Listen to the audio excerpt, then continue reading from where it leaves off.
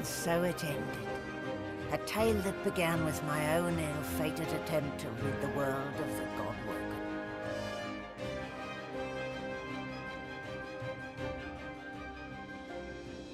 A new divine rose, a true heir to the Seven, more powerful than ever, and united Rivellon in its battle against the Void. All across the realm he was loved, worshipped and adored. Humans, lizards, elves and dwarves all rallied to his banner. The Great Allegiance stood once more, but the war continued. From the depths of the Void, the God King still sought to return. As for me, my last hope of ever being freed of the God King's terrible tyranny faded when the Godwoken claimed divinity. An eternity of pain and suffering is mine. I cling now to the dream that one day the veil will be sealed, that one day I can be freed, that one day a new Godwoken will rise.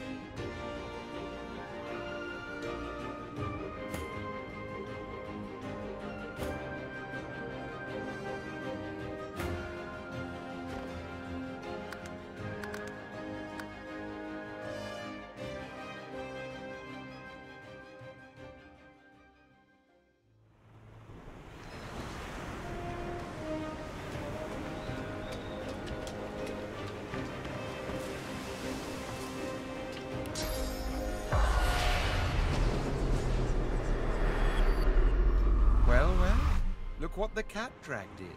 A god, no less. He smiles at you fondly as he takes you by the hand. You've done us proud. You saved the world, didn't you?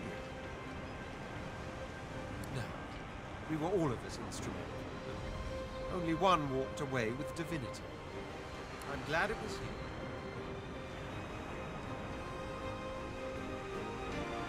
Home, if you don't mind. After all, I've dragons to raise. I need to teach them to be good boys and girls before they set the entire world on fire. There may be an accident or two along the way. Please don't hold it against them. I do so long to see my palace again. The Forbidden City. The scents of spices and incense. The sound of sitars in far-off rooms. To sit all day in perfumed shade and watch the white of the marble change with the journey of the sun. But above all, I long to be with Sadher. Long to finally have the time to love. Oh, but before you go, remember how when we first met, I took you by the jaw to inspect your teeth? Not something one forgets in a hurry. Now, if you recall, as per your own testimony, you can groom, but alas, you've no culinary skills whatsoever, and you lack a sense of fashion. Far from ideal. Still, I'm nothing if not a tolerant man who believes in individual growth. I'm sure the journey taught you much. As such, I'd like to offer you what I denied you before, the opportunity to become my slave. What say you?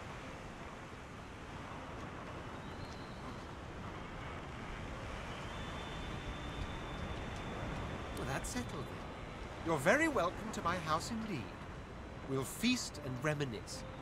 But in the meantime, my boots are not going to clean themselves.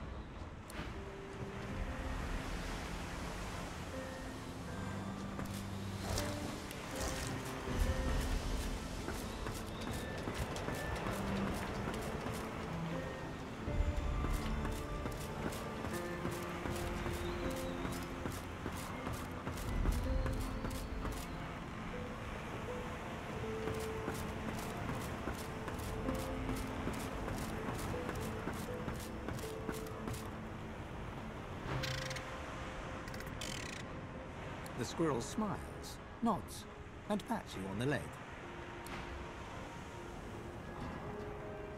Well, if it isn't the new Divine gracing me with his presence. How honored I am. That is the question, isn't it?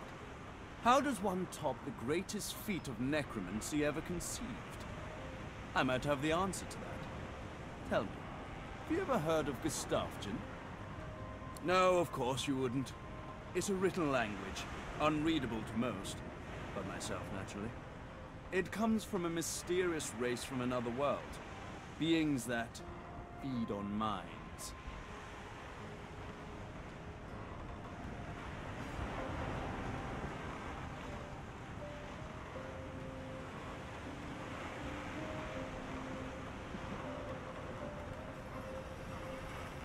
I intend to seek them out.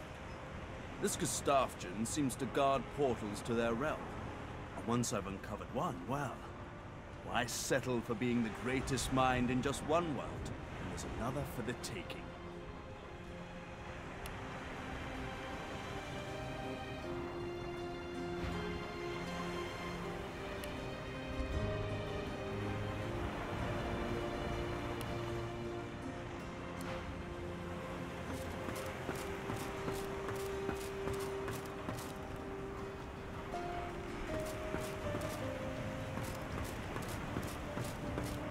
The new Divine. That's so cool. What's it like?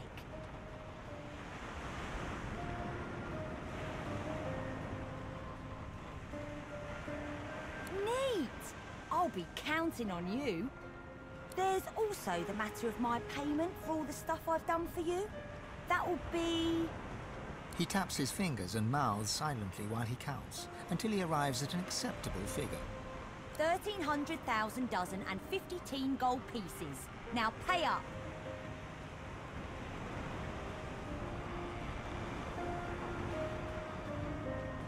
Oh yeah? What's that?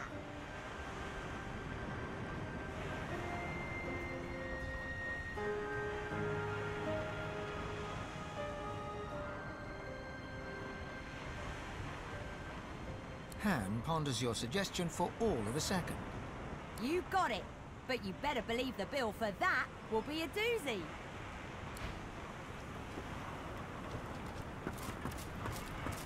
I've never been fond of what the Divine stands for, but I must say, it's rather exciting to say I've been up close and personal with one. Reform my ways? How adorable. No, I'm afraid I cannot escape who I am and what I've done.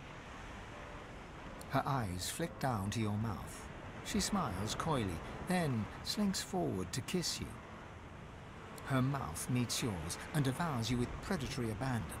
Somewhere in the recesses of your mind, you think you hear her voice sigh, "mine." But then the kiss ends. Something to remember me by, darling. Who knows? A nice cottage someplace quiet for Mahali and I. A roaring fire and a feather bed. Maybe. Maybe. But a girl needs some fun, doesn't she?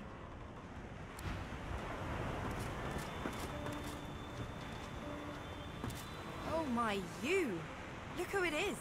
Our brand new Lord and Saviour. She curtsies low and looks up at you with a grin. So, what's your first order of business? End world hunger? Instigate world peace? Send all spiders back to hell where they belong? I don't know if anyone's free of anything, once and for all. But I'm bloody thrilled to be here now. Just me, myself, and you, of course. Well, yeah, I'm not the next god. Someone made that abundantly clear. She winks and pokes you in the ribs. So? Come on, don't keep me in suspense. What are you gonna do with your almighty power? Big job. I'd offer to help, but I've got some business of my own to attend to.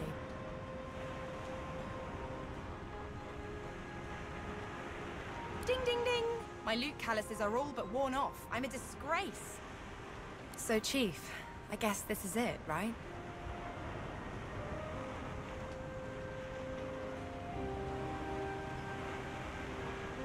speak too soon.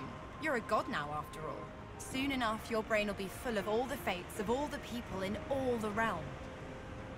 Let me know if you see any falling boulders coming my way, though. Or goiters or something. As she turns from you, the whites of her eyes darken, the veins in her face go grey, and a wicked smile curls her mouth. Suddenly, it's gone again. She winks, and you're left wondering whether you saw anything at all. See you around.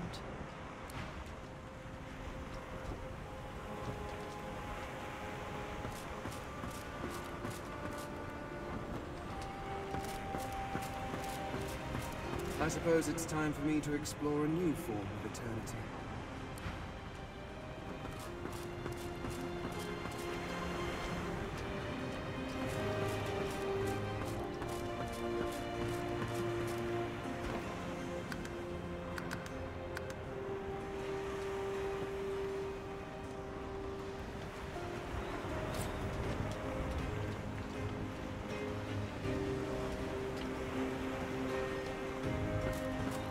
Escaped an abominable prison and confronted the king of all gods, only in turn to confront divinity itself.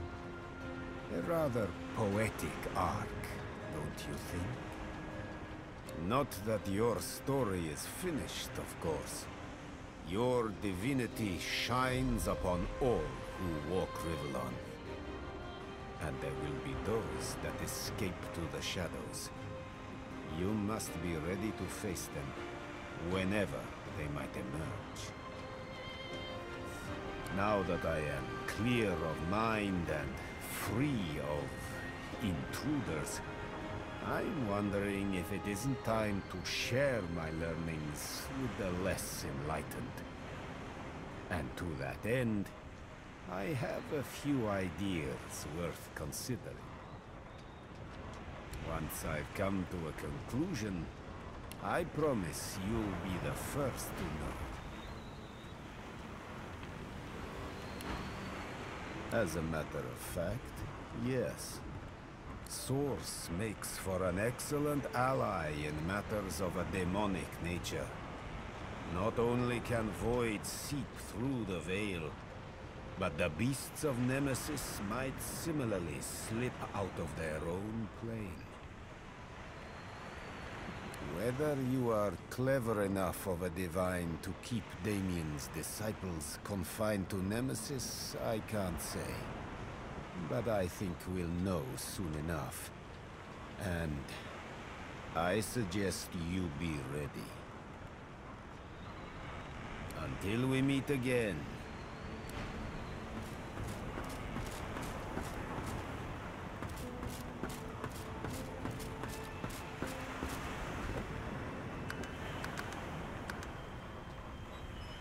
I thought the new Divine would have more pressing matters to attend to than to keep talking to me.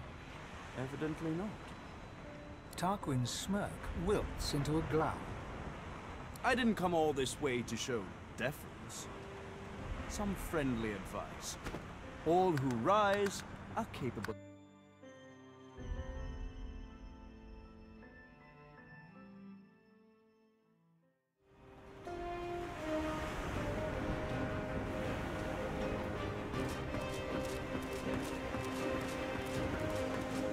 There's nothing interesting down there. There's nothing interesting down there.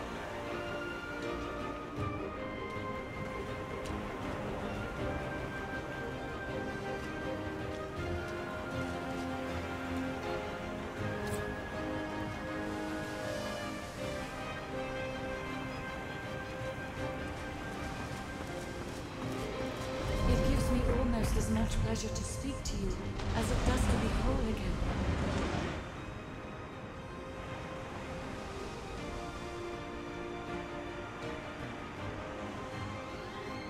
I will always be an ally to those that carry swords, to those whose blood is of the heroes of old, and so, as always, I am at the ready.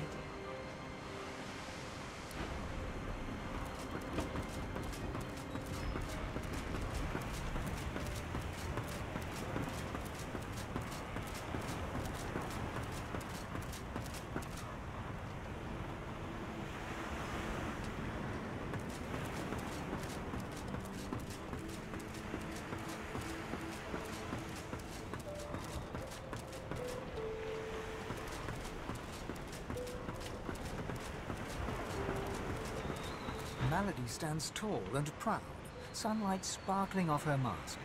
From here, she looks almost angelic. Well, here we are again. You, me, and the ship I've saved from ruin for your personal benefit. I'd say you owe me, but why state the obvious? Let an eye fool, Your Holiness. I expect it's the last we'll see of each other for some time. She turns to you, arms crossed, and grins. Look at you. Magnificent.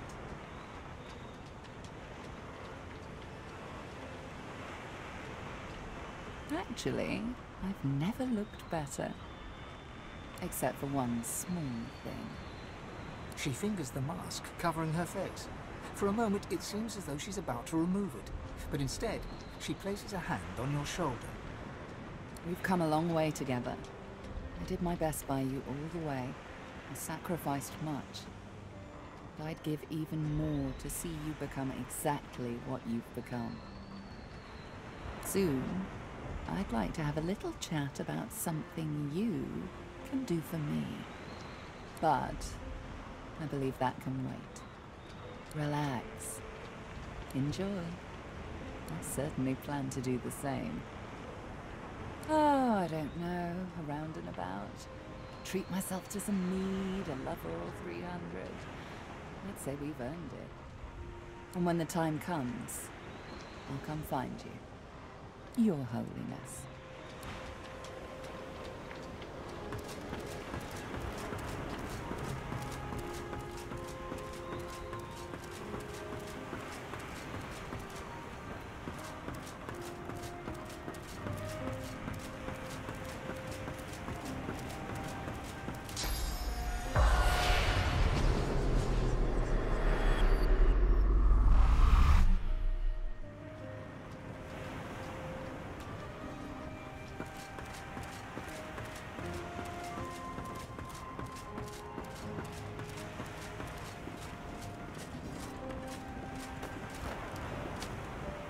Beast Spirit smiles as you approach, and begins to sing a tune you think vaguely familiar. You hear the wild beast just sails on the ocean, he's docked in the bay and coming your way. Off on the yawn, you hear the commotion, he's docked in the bay and coming your way. Your cupboard can't hide you, nor can your berth. His daggers don't care about the gold that you're worth. He'll bury your bones neath a mountain of earth. He's docked in the bay and coming your way. He pauses, then continues to hum, all the while working his ghostly whiskers.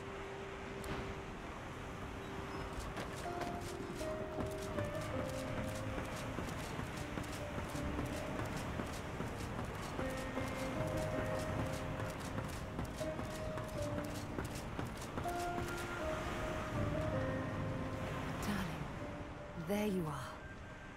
Come, let me take a look at you. I've never known a god before they became divine. I was curious if it would have changed you. She gives you a long, assessing look, but makes no immediate comment.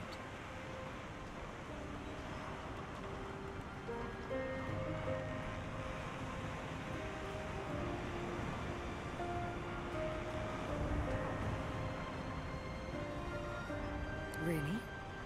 She paces around you like a cat, looking you over. Well, you certainly look the same. But there's something in the air around you. It vibrates ever so slightly. There's magic in it. Power. Don't you feel it?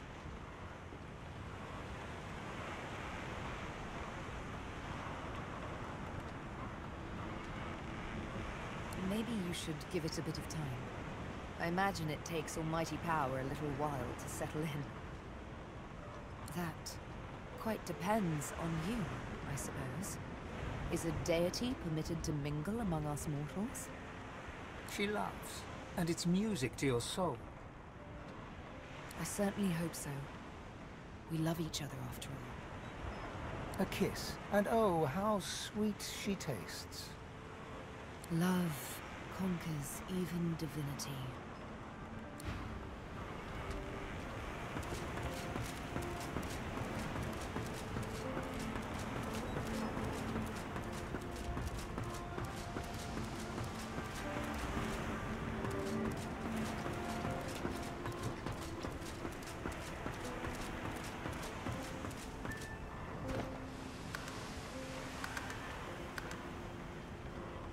Shall we say?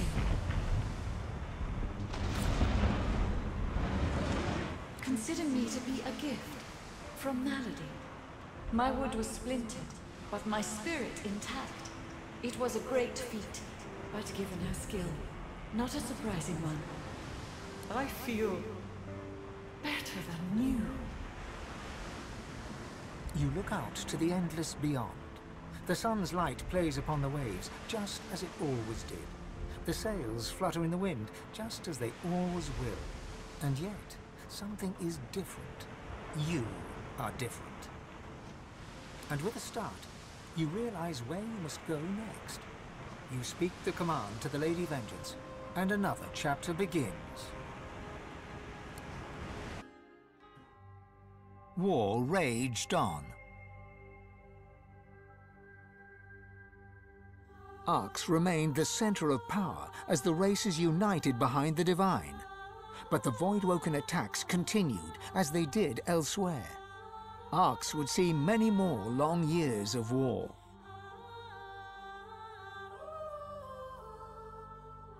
The ancient empire of lizards became one of the pillars of the new Divine Alliance. The houses of war and of shadows were particularly useful in the fight against the God King.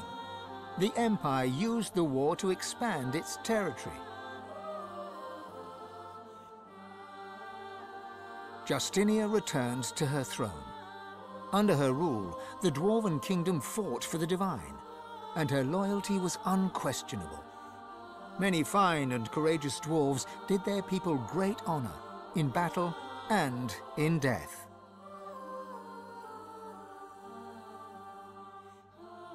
With Lucian gone, the elves reluctantly rejoined the Divine Alliance. Their place in the war on the Void would entirely depend on the integrity of the new Divine.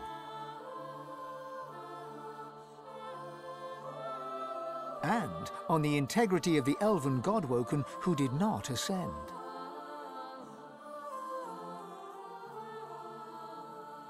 And here and there, across the world, what was left of the Black Ring fought on. The island of Fort Joy remained a sorcerer's paradise, a place of exile for those whose sorcery threatened to bring in the Void. For their well-being, its residents depended entirely on the benevolence of the new Divine.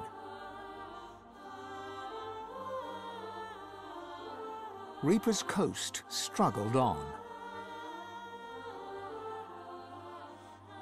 The farms and the fisheries fought to feed the people against the Voidwoken blight.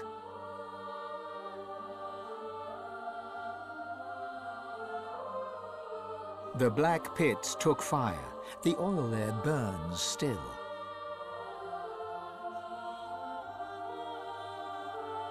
Driftwood teetered on the edge of starvation until the night the Voidwoken came from the sea.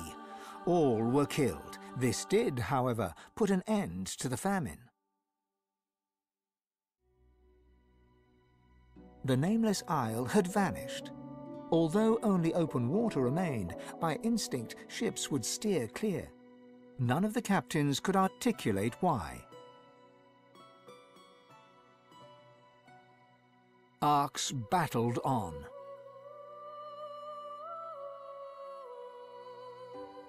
Young Han grew up a warrior and became one of the Alliance's greatest generals. But even he could not win the war. Almira and Mihaili settled in an abandoned homestead. The locals liked and respected Almira. She never wanted for help, and deals always fell to her favor. Outsiders were often suspicious, but no local would speak against her. With a new Divine at the helm, Malady had a powerful ally, but she was in no hurry to call in her favor. After all, it might be the last thing she ever did. Having performed the greatest act of necromancy in history, Tarquin found the new world unchallenging. He became obsessed with rumors of another plane of existence. One day he vanished and was never seen again.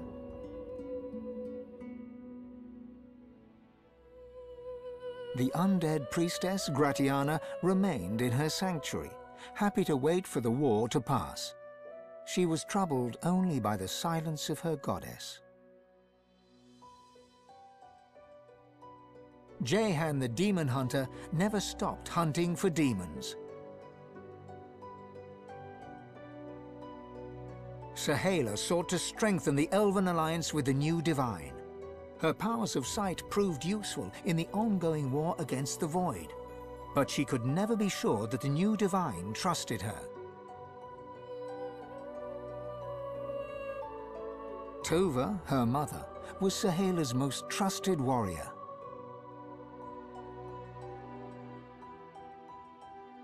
Sabine wandered the world. She became a household name, famed the realm over as a traveling hero, celebrated wherever she went. Enjoying life to the fullest, she was truly and finally free.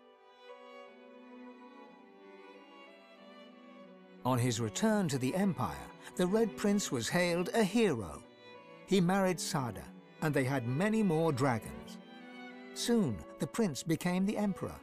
Faced with dragons, the Void did not gain the upper hand in the Empire. Lohse returned to her music and enjoyed a storied career as the Divine's premier musician. Dark moods would still overtake her, and she would spend long hours walking in the wilds. She always returned with a new song. And then there was you.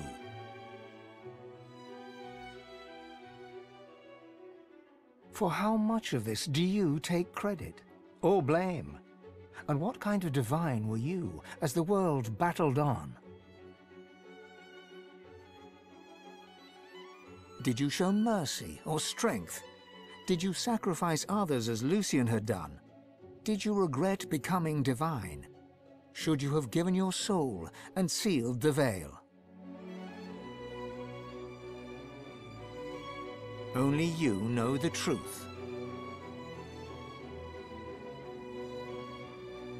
Only you know if you atone for your sins.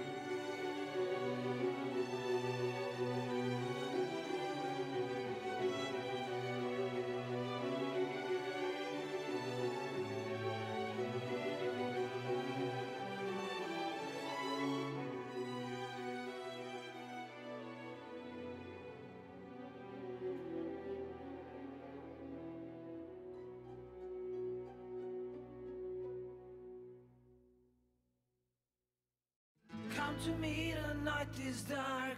Come to me, the night is long. Sing for me, I'll sing along. Sing for me, oh sing for me.